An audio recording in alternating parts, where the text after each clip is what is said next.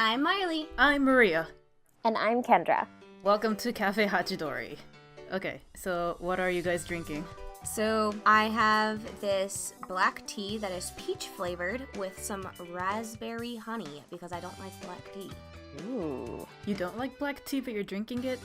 Girl, I didn't want to drink green tea. How often do I drink green tea with you guys? I felt like I needed to mix it up. Okay, that's fair. I could, respect that choice. Maria? What do you have to drink? Wait, I thought, Kendra, what are you drinking? Oh, I'm just drinking some peppermint tea, because it's Christmas, so I tried to be a little bit more Christmassy with this particular tea, but it's really hot. So I'm trying not to, burn off my taste buds. I got myself some royal milk tea. Ooh. Which is interesting because it's actually a mix and not actual tea leaves. Huh. Oh. So let's just go right in, I guess, now onto time and space travel and the music for Kimi no Nawa. Well, I think what I really liked about the way that they went about doing time travel is it was a very personal and almost kind of a spiritual experience between the two of them instead of something that has normally with a lot of things that deal with time travel, it's kind of 5 minutes of the person freaking out, 5 minutes of them trying to figure out how time travel, the technology in and of itself is possible. And of course there's one crazy person who's actually smart enough to have figured it out. And then the rest of whatever it is that they're doing is spent trying to get back to wherever they were. And I think it's nice that they kind of just kind of like what you said in one of the previous episodes where they just kind of were in the experience and they had the experience and they didn't really question it and they weren't really all that kind of determined on how to fix what was happening to them, but they really took those changes to heart and that they really kind of, it was just a different way of doing it and I really enjoyed that.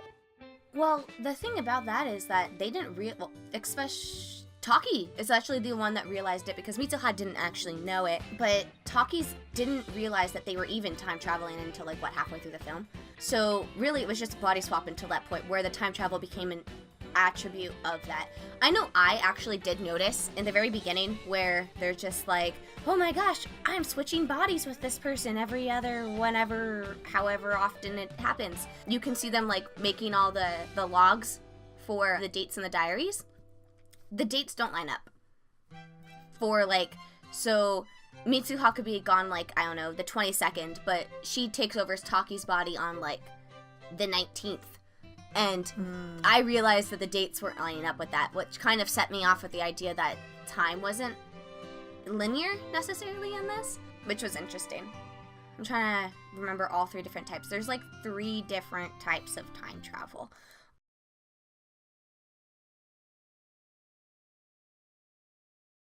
Fixed timeline, where basically options of this is that you go back in time, right? And your actions affect what happened in the time that you just came from. There is no actual real change because it's a fixed timeline. The second type is a dynamic timeline, where this is the concept of if you go back and kill your grandfather, then he can never have you as a grandchild, right? Your father, so you can never be born. And since you can never be born, your grandfather doesn't get killed. And so it's a weird paradox. It is an actual paradox. And the last one is the multiverse concept, where when you go back in time and change something, the future that the entire timeline splits. So you were no longer on the timeline of the original timeline. And so this movie fits into that category. Wow, I'm glad that I took the chance to have something that doesn't make me sleepy because that would have been really confusing. Sorry. Time travel is one of those things that you either are okay with it or you hate it. And I know so many people that do not like time travel plots. I was saying that time travel can be so easy to lose track of and disorganize what you already did, so the audience tends to point out hey, that's actually conflicting, or hey, that didn't happen, that's a plot hole. So you have to know what you're doing when you're trying to portray time travel plot stories and stuff. And then in the last episode where you were mentioning that one particular scene seemed so completely out of place to you, it's kind of hard when you're thinking about it and trying to create it where you have all of these separate events and you have to rearrange them in a way that makes storytelling new to the people, to your audience, but at the same time, it has to make sense. Yeah. The first time through, I saw it as a body switching story with time travel as an element. The second time I watched it, it was a time travel story with body switching as the medium that the time travel happened. And I remember when it like occurred to me that it was like time travel is like the comet was coming in, like maybe a couple of seconds before everybody else caught onto it, I was like, oh no. And I was freaking out. No, I was freaking out. My friend was sitting next to me and she was like, what is it? And I just like couldn't articulate it to her, so I pointed to it and she was like, oh my god, time travel.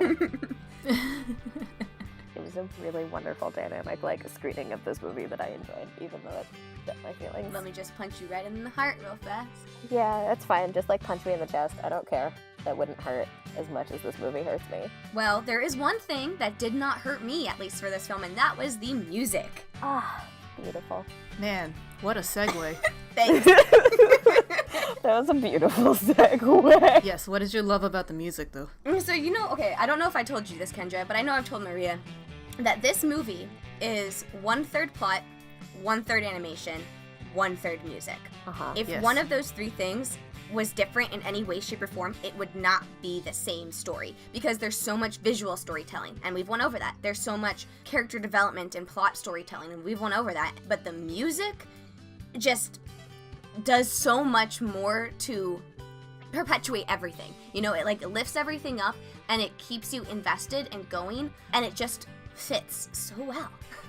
The songs all they're all very distinct. Like, every single song is very distinct. Certain motifs that come back through the songs, when you're listening to the soundtrack, you can be like, oh, hey, like, they sound similar, but they're all very distinct songs. Like, they're all different, but they flow together very, very nicely. And the reason that really helps with the plot is because since they sound similar, but they're all very distinct, it helps with the non-linear time progression of the film. It keeps you, as your mind is going, what is going on? The music keeps you stabilized with like, hey, this is something familiar, The movie's pacing was also heightened by the music. When they're talking about Musubi for the first time when they enter the underworld, like, the music just heightens all the senses. All of the, like, wonderful little interludes that happen, like, the music is upbeat during those times, so, like, it helps cut off and give your mind a break. Music for me are split into two categories, like the Radwimps album and then the actual background music and orchestra instrumentals. So everybody can sing Zenzen Zense because it was the hit song of 2017, and I personally love Nandemo Naya, the ending theme. But if you asked somebody to sing like one of the instrumentals from this movie, they probably couldn't. They probably wouldn't even remember like there was music in the background. Whereas if you came up to that person and said, hey, can you sing the Jurassic Park theme song, or like, can you hum to me the Harry Potter theme song, which is actually Hedwig's theme song. God, I love Jurassic Park. Yeah, John Williams, Alan Menken, Michael Giacchino, like, you could instantly remember those iconic instrumentals, but for this one, you can't really name them or hum them off the top of your head, which I really like. That helps with the plot, actually. Yes. What's interesting is that no song is played twice. Not even the Radwimps songs. Yeah, they're not. Yeah, most of the time, especially with like more modern anime, the theme song or the opening title are usually exciting ones, so they'll play like in the exactly in the background faintly during battle sequences, or like a heightening climax and stuff like that, or like a hero's theme. But yeah, which was interesting because Zenzen Zense was such a huge hit. It was like probably what helped Radwimps gain more spotlight than it always should have had. But it's only played for like 10 seconds after they realized that they have body switching going on. Oh my gosh, it's only 10 seconds long in the movie? It's not even like, it's probably longer than that, but it's definitely not enough. But it's not the full song. It's not the full song, whereas the ending song is, and yeah. I hadn't even thought of that, but you're right. Like, the lyric songs in the movie actually most of them don't even get to the lyrics portions of them. I find that though sometimes if you've got like somebody's speaking or somebody's like doing something that has a lot of sounds to it, that music in the background where people are like talking it's distracting. It is. It just is, because you're then like you have to kind of battle between focusing on what's happening and like what the words of the song are saying to kind of determine that sort of relation or that sort of significance, which is usually why when there are like iconic songs from movies or that sort of a thing that do have words, is that people might be doing something but they're not like their voices are being imposed on or over the music. Typically when in movies, whenever they have a song that has lyrics, you have action. So it's not people aren't talking, people are moving. If there's words to the songs and they're over words that are happening, the words, like the words of the lyrics, better link up to what is happening in that scene so that you are not distracted by them, you know? Yeah. And also, they don't tend to go with familiar songs, because familiar songs will distract worse. So yeah, I really liked it, music-wise, clearly. Me too. I've always been a Radwimps fan, so I'm really glad that they finally got the recognition they needed. Yay! Loved it. Anything else? Mm-mm. I think that's it for me. Alright, well then, let's wrap on up. Alrighty, if you like what you heard, please like and subscribe us. Leave us some comments below, ask us questions, and answer ours.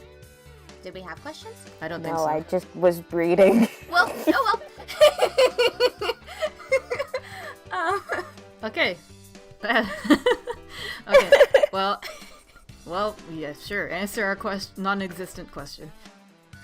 Please. We hope to see you again. Well, rather, we hope that you come to watch our video again at Cafe Hachidori. Bye!